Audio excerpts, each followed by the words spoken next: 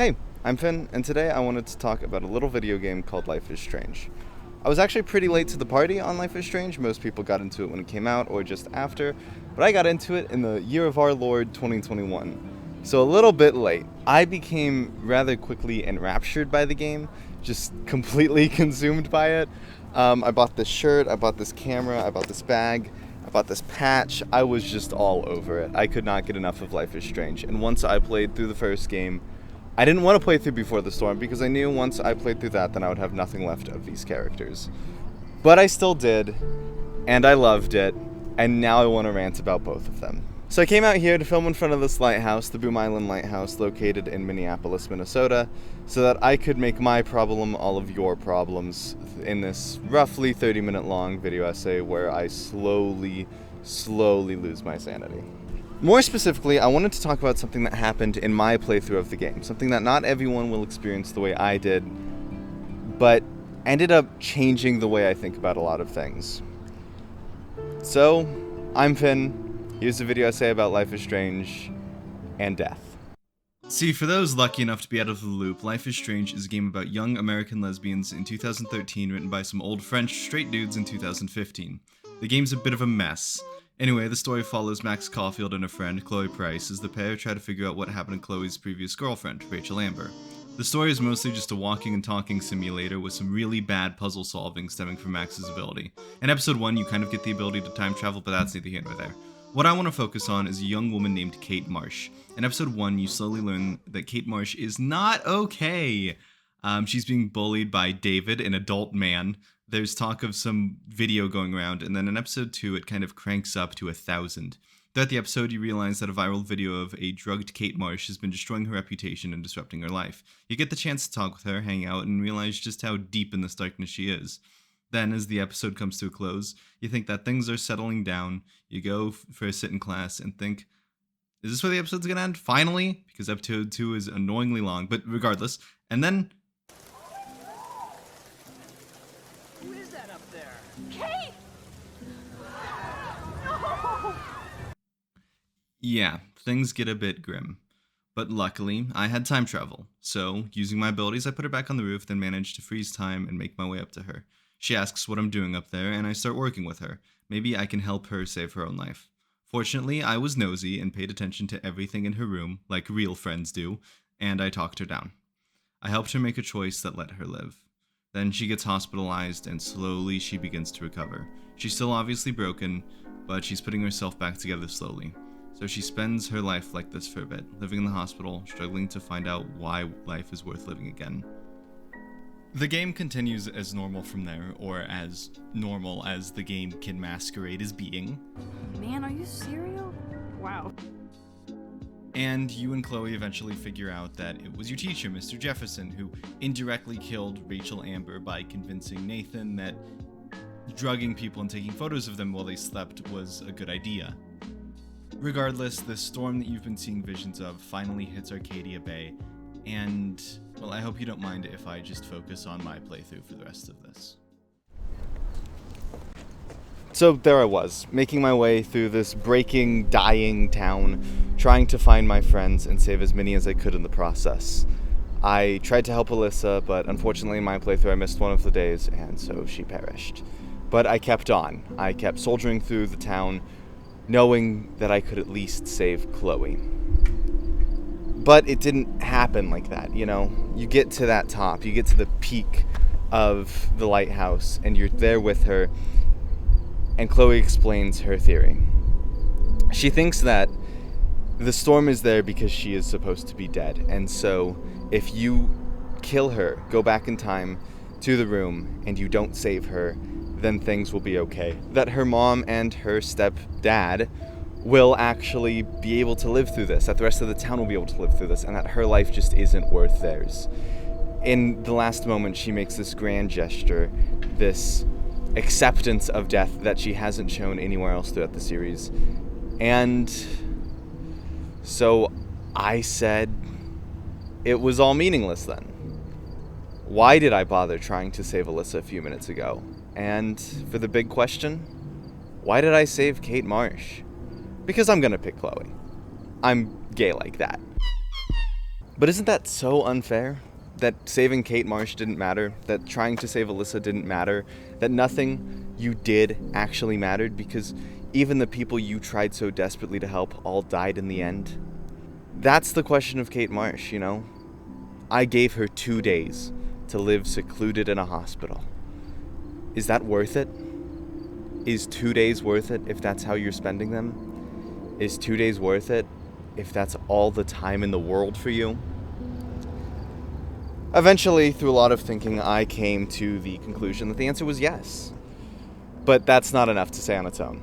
I want to explain how I got there, the media that helped me, and why I think that no matter what, if you have the chance to take 2 more days, you should take it. Because I know sometimes it can be hard to take those 2 more days for yourself, but I hope to make it a little easier.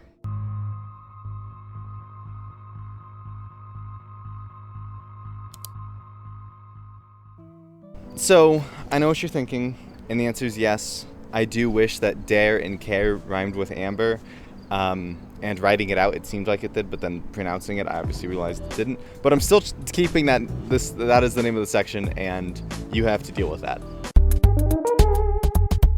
So before we jump into all the unrelated media that I really want to talk about and found excuses to talk about in this video, I do actually want to talk about Before the Storm.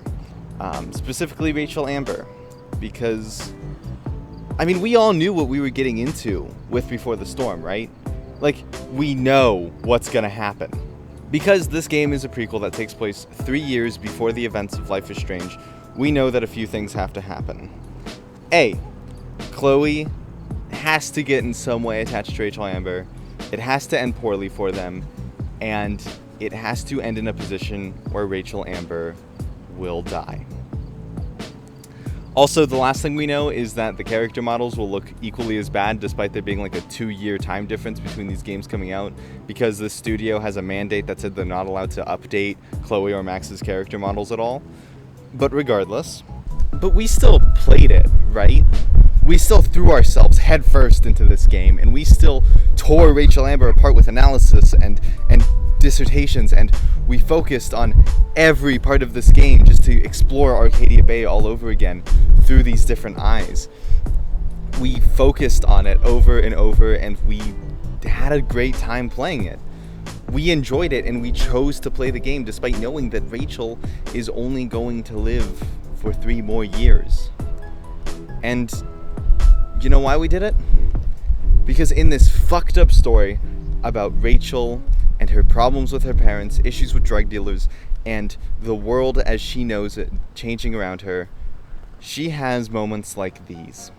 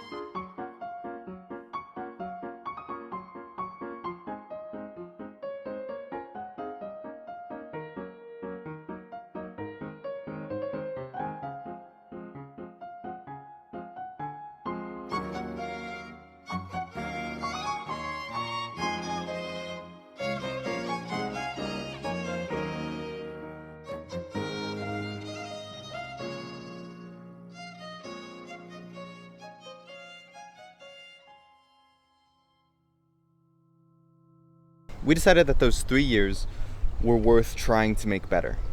Because of these moments of happiness, these moments of clarity in this fucked up situation she found herself in. Because she was worth it. That happiness, even if only for 3 years, is still happiness that someone else experiences. And why wouldn't that be worth it? This game is pain for Rachel. It is her questioning her future, who she really is, and trying to figure out what's happening to her parents, where she fits in this town, what everyone wants her to be versus what she is. And so all pieces of self-identity and perfection that she built up for herself over these years and years, and that her family built on top of her, burn away to a cinder as something new steps out of the flames. A violent, unapologetic, frankly terrifying woman who is the most honest version of Rachel Amber that Arcadia Bay has ever had. And yeah, the game is still pain for Rachel. Yeah, even after she becomes a more self-actualized version of herself, she still kinda sucks. Everything still kinda sucks. But she has someone with her, Chloe, who loves her not because she's perfect, not because her GPA is so high, not because she does extracurriculars, but because she is a violent, unapologetic, and frankly terrifying girl. Because she's herself, and she's finally expressing that in a way that is unique to her.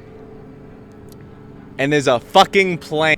I think it's worth helping this phoenix rise from its ashes, because we see these moments in the game where they're with each other under a ceiling of stars, holding each other, comforting each other, teasing each other, laughing at each other, making fun of each other, and being there for each other. And so for these 3 years, they don't have to be alone. And I think that's worth it.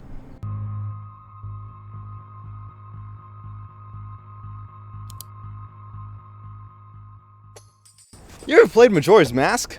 I played Majora's Mask. I fucking love Majora's Mask. Majora's Mask is probably one of my favorite video games ever, and I'll find an excuse to talk about it. So welcome to the section where I talk about Majora's Mask without even having a definitive rhyme scheme at the beginning of this episode title. So, Majora's Mask is a game I recently went back and replayed, and I got more out of it than I had the first time. And that's always nice. It's always lovely when you can go back and visit a childhood memory or media and get more out of it than you did the first time. Like Avatar: The Last Airbender. You watch that as a kid and you're like, holy shit, this is awesome. And then you watch it as an adult and you're like, holy shit, this is really awesome. You know, Majora's Mask is that idea cranked up to 100. When you get older and you have more ability to analyze media, I think Majora's Mask is definitely something worth replaying. But there is a specific story that I think ages extremely well and ages with you. And that's the story of Kafi and Anju, or Cafe and Anju, or Kafi and Anju. I don't know, I'm just going to be jumping between pronunciations. So, for me and many others who played the game, the Kafi and Anju side quest will be the last thing that you do before going to fight the moon, which is the sentence that I just said. You actually need a lot of information to get to that point, information that's very hard to come about just by trying to focus on the quest. You often need to just finish out the game and then go back and do it, which is what I ended up doing, and it is the best final quest of any game I've ever played. So actually, accessible at the beginning of the game, you will find Cafe's mom talking about how her son has gone missing right before her wedding with Anju, right before his wedding with Anju. So this begins a long mystery story and a series of clues and barely connected pieces that, through slowly putting them together, you will meet Anju, the soon-to-be wife of Cafe. However, she is still waiting for him, despite the fact that above them a moon is crashing towards the earth and will hit in 3 days. Following the quest, you can eventually find out that Cafe ran away because Skull Kid turned him into a Cafe Kid. This is kind of weird, yes, and I'm not really going to focus too much on that part, so let's just work under the assumption that these are two characters who are in love. One is now suffering a horrible deformity, and so ran away to hide. Problematic undertones aside, because this is a Japanese game, problematic undertones aside, because this is a confused narrator video, let's move on. If you keep playing through the game, you will eventually get to a point where you can convince Cafe to get his mask back. Doing so, you can then race back to the start of the game, and when you get to Clocktown, before finding them, you will find this. So yeah, I might have briefly mentioned that the world is ending and the moon is crashing down on it. So do Cafe and Angie do. Do they run and get distance as far as they can? Do they try to fight this death that is coming for them? No. They hold each other. With less than a minute left in the world, less than a minute left of their lives, this couple, now newly reunited, holds each other under a crashing moon.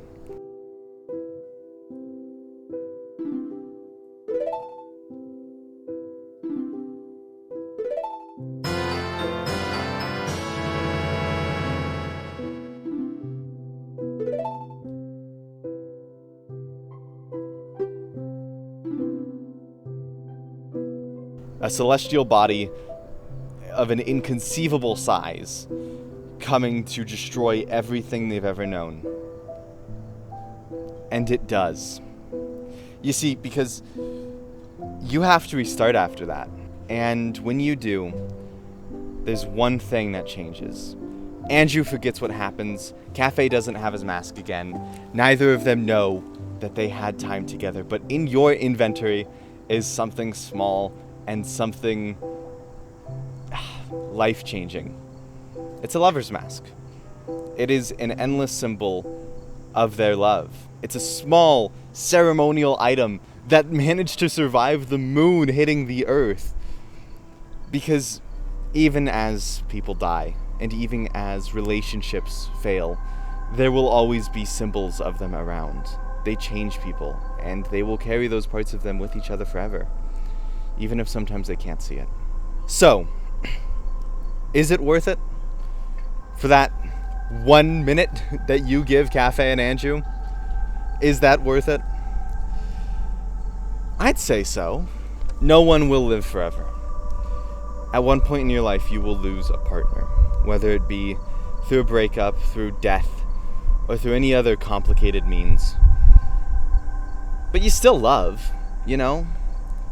We didn't start playing Majora's Mask because we expected to find this cute little story, but we found it and we decided it was worth playing, even if they forget.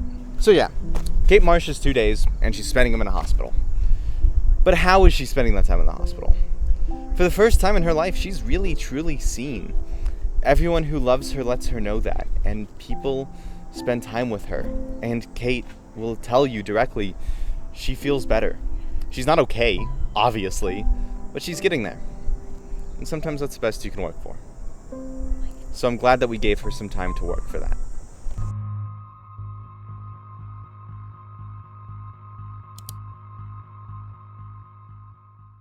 Now, I'm going to preface this part of the video with a bit of a spoiler warning. If you have any interest in reading, listening to audiobooks, or high fantasy at all, please, I implore you to skip this section, because this contains major spoilers for Brandon Sanderson's The Stormlight Archives. This is a book series that means a lot to me, and will mean a lot to you. However, I am spoiling up to the most recent book, Book 4, Rhythm of War, and so if you have any interest in ever reading these books, please go in blind. Do not watch this part of the video. So here's a timestamp you can skip to. But for those of you who are sticking around because you've either already read it or you don't plan on reading it, here is the story of the most pathetic, wet, sopping mess of a guy that I've ever had the pleasure of reading about in my life. So, what is a Kaladin? Well, a Kaladin is a narrative tool used by Brandon Sanderson to shove as much trauma as you physically can into one individual. It's kind of like a test to see just how far you can push a character. In a lot of media, they will have the character have a moment of, is it worth it? You know? Like where they debate either suicide or just quitting. And in a lot of instances, it doesn't really seem that justified, but, you know, for Kaladin, it seems so justified. By Rhythm of War, you're left with a man who is so broken and has such little to lose that the very, very little shreds of what he still has, well, you wouldn't be surprised if he lost those too. You see his life path in front of him, you see the things he's done, and it's harder to say that it'll get better because, I mean, it never does. Not for Kaladin. And so in Rhythm of War, Book 4, oh, that kind of rhymes. So in Rhythm of War, Kaladin loses his best friend. A character who has been with him from the very beginning, who has been responsible for Kaladin's mental well-being in a lot of instances, who has made him smile, who has made him laugh, who has made him come into his own as a person, and he loses him. And immediately after, someone, one of the fused, one of the enemy, grabs his dad and flies away with him. People can fly, by the way. Kaladin gives chase, and in an attempt to give himself distance, the fused throws Kaladin's dad off the roof. Kaladin lost his ability to fly, as most of the Radiants did lose all their abilities. Most of them were knocked out, though. Kaladin was just on the edge of his 4th ideal, so he kept his powers. Well, he kept one of his powers, but lost the flight thing. Looking over the world, looking into a storm, seeing his father lost in it, Kaladin has a decision. He can either jump or save himself. And he knows jumping won't save his father. He can't fly anymore. That's just a plummet to death. But it's an excuse. Because sometimes you can think that, yeah, I don't want to live anymore. But killing yourself, all that effort, that's just too much. But he has an excuse now. He's got a reason. He doesn't think he's going to come back from this. But he puts one foot over the other and steps into the storm. Fortunately, he's got a friend who's a bondsmith, which means he can unite people, and it seems he's able to unite Kaladin with the spirit of his dead brother. The first person he ever lost, and who started the series of unfortunate events that we call the Stormlight Archives. Kaladin and his brother Tien managed to have one conversation. One single conversation that gets Kaladin going again. He pulled Kaladin tight. "Why do we fight, Cal? Why do we keep going?" "I don't know," Kaladin whispered. "I've forgotten." "It's so we can be with each other." "They all die, Tien. Everyone dies." "So they do, don't they?" "That means it doesn't matter," Kaladin said. "None of it matters." "See, that's the wrong way of looking at it." Tien held him tighter. "Since we all go to the same place in the end, the moments we spend with each other are the only things that do matter. The times we helped each other." Kaladin trembled. "Look at it, Cal," Tien said softly. "See the colors. If you think letting Tef die is a failure, but all the times you supported him are meaningless, then no wonder it always hurts. Instead, if you think of how lucky you both were to be able to help each other when you were together, well, it looks a lot nicer, doesn't it?" The question of Kate Marsh is a question that automatically ignores part of itself. Is that person worth saving? It only focuses on what happens after you save them. It only focuses on the moment that you decide to help someone. It doesn't take into account all those little moments that came before. It doesn't take into account that despite her dying, you got time with her in the hospital. You got to talk with her about how she feels now, about how you feel now. And you got to have another friend for that little bit of time. She got to have a little bit of friends for a little bit of time, and despite it not working in the end, she got to try one more time. And isn't that worth it?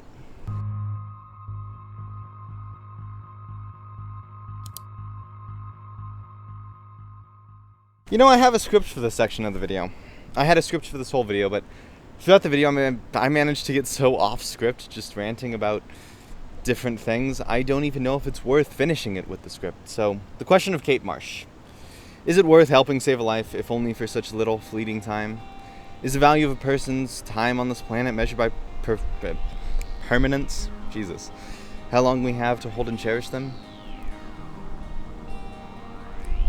No. No, the measure of a person's time on this earth is what they did with it, and what they can do with it. It's about the potential that still exists, and so giving someone 1 year left, a month, a week, an hour, a day, anything. It can be so much. Because you got to hold and cherish them for that time you had them, and you're going to get to hold and cherish them for that little bit of extra time. And so when they're gone and you just have memories, they'll be damn good ones. So next time you're given the chance to either help someone or help yourself, I just want you to think that it's worth living 2 more days in a hospital. It's worth staring up at the moon and holding someone. It's worth clinging on just for a little bit longer because you had that time with those people in the first place. I want to tell you the truth about Majora's Mask. It's not a game about accepting death. A lot of people think it is. It's about accepting the death of all those 3 masks you take on. It's not a game about Cafe and Andrew accepting their death, because there's a secret about Cafe and Andrew. And that's how with the bunny hat equipped, one of the things you could have collected on your journey. You can make it. You have just that smidge of time to push, to try harder than you've ever tried before, and to run with everything you've got left in you and get to Clock Tower. And then you, an individual facing the moon, can stop it. So no matter how inevitable death seems, no matter how soon the end is coming, it's worth trying, isn't it? It's worth seeing in the end credits that Cafe and Andrew made it work. It's worth seeing Kate Marsh get just a little bit better in the hospital. And it's worth seeing Rachel Amber raise some fucking hell. I'm Finn, and this has been a video essay about Life is Strange and a video essay about life. Have a great night, and see you when I see you.